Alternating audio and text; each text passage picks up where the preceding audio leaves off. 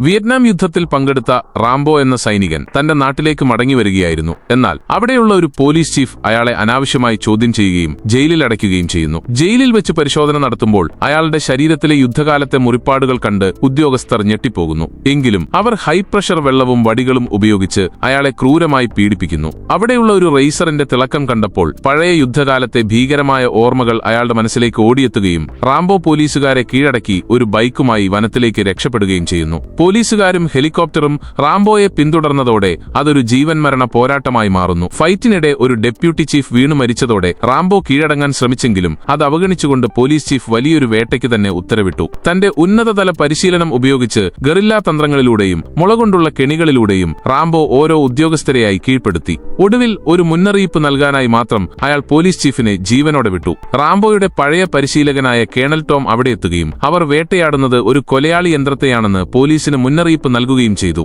എന്നാൽ അവർ അത് കേൾക്കാൻ തയ്യാറായില്ല. തിരിച്ചടിച്ച റാംബോ നഗരത്തിലെ ഒരു ട്രാൻസ്ഫോമർ സ്ഫോടനത്തിലൂടെ തകർക്കുകയും നഗരം ഇരുട്ടിലാക്കി പോലീസ് ചീഫിനെ വളയുകയും ചെയ്തു. ആക്രമിക്കാൻ ഒരുങ്ങിയ റാംബോയെ ടോം ഇടപെട്ട് തടഞ്ഞു. വികാരാധീനനായ റാംബോ മൺമറഞ്ഞ തന്റെ സുഹൃത്തുക്കളെക്കുറിച്ചും ലഭിക്കാത്ത ബഹുമാനത്തെക്കുറിച്ചും ഓർത്തു. ഒടുവിൽ തലയുയർത്തിപ്പിടിച്ചുകൊണ്ട് അയാൾ കീഴടങ്ങി പുറത്തേക്ക് വന്നു. സബ്സ്ക്രൈബ് ചെയ്താൽ നാളെ കാണാം.